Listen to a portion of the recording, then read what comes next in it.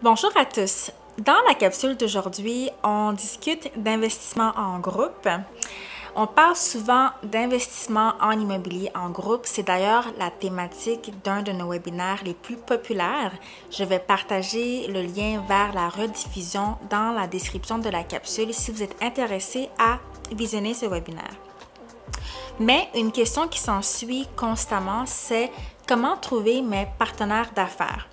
Ce n'est pas tous les clients que l'on rencontre qui ont un groupe d'amis avec qui ils s'associent. Certaines personnes vont s'associer avec des gens qu'ils ont rencontrés dernièrement ou dans un contexte professionnel et avec qui ils ont pour objectif d'investir en groupe.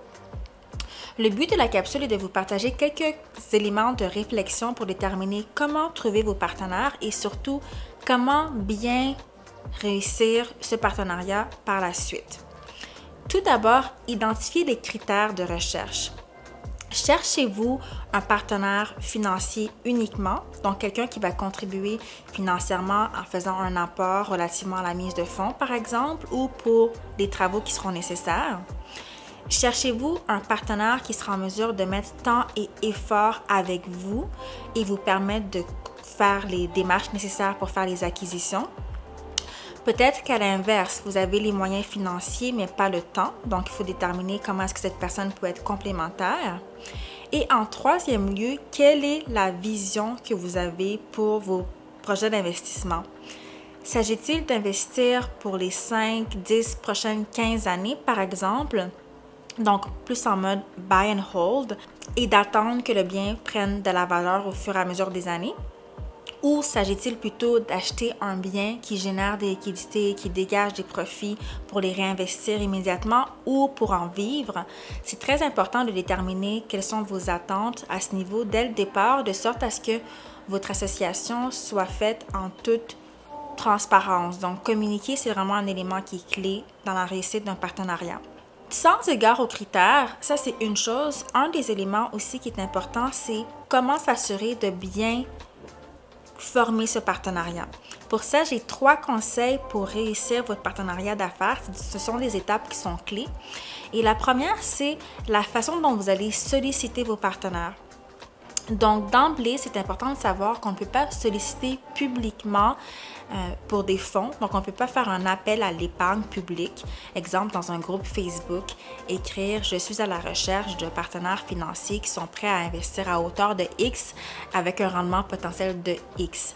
C'est pas possible de faire ce type de choses. Ça peut être justement soumis à des sanctions auprès de l'AMF. Donc, très, très important de faire votre recherche de façon plus organique, de façon peut-être plus naturelle, soit à travers des événements, des amis d'amis ou à travers vos proches. Donc, vraiment faire attention à ça. En deuxième lieu, une fois qu'on a trouvé nos partenaires d'affaires et qu'on est prêt à aller de l'avant, ce sera très important d'avoir un contrat écrit, la fameuse convention entre actionnaires. Donc, souvent, c'est une étape qui est négligée. On veut aller vite, on s'incorpore, on a trouvé un deal, on continue avec le prochain. Mais la réalité est qu'il faut d'abord commencer par établir la convention entre actionnaires. Parallèlement à l'incorporation, où j'ai des clients qui viennent me voir et qui veulent même discuter de la convention d'abord, parce que c'est un exercice qui permet aussi de valider si nous sommes sur la même longueur d'onde. À travers l'ensemble des questions auxquelles il faut répondre pour rédiger la convention, on peut facilement réaliser que finalement, ce ne sera pas un partenariat qui va être fructueux parce que certains points, on n'arrive pas à s'y accorder. Et finalement, lorsqu'on va vouloir créer ce partenariat de façon officielle, assurez-vous toujours que vous êtes complémentaires. Assurez-vous de savoir qu'est-ce qu'on attend de l'autre, qu'est-ce que moi j'apporte, qu'est-ce que lui ou elle, ces personnes apportent. Et il est même possible de venir écrire ces attentes dans la convention entre actionnaires. Donc, chacun peut avoir des rôles et fonctions qui sont vraiment indiqués dès le départ, de sorte à ce qu'on aille dans la même direction, dans la bonne direction. Puis si on voit qu'un de nos partenaires n'accomplit pas son rôle ou les fonctions qui lui avaient attribuées, ça peut être une raison pour potentiellement mettre fin au partenariat. Mais en ayant la convention, on sait également comment y mettre fin de façon cordiale, disons. Donc, j'espère que cette capsule aura été utile. Pour plus d'informations sur la structure idéale pour vos partenariats, comment bien gérer justement ce partenariat au niveau des règles de gouvernance, comment optimiser aussi vos investissements, je vous invite à consulter notre webinaire Investir en immobilier en groupe pour en savoir davantage.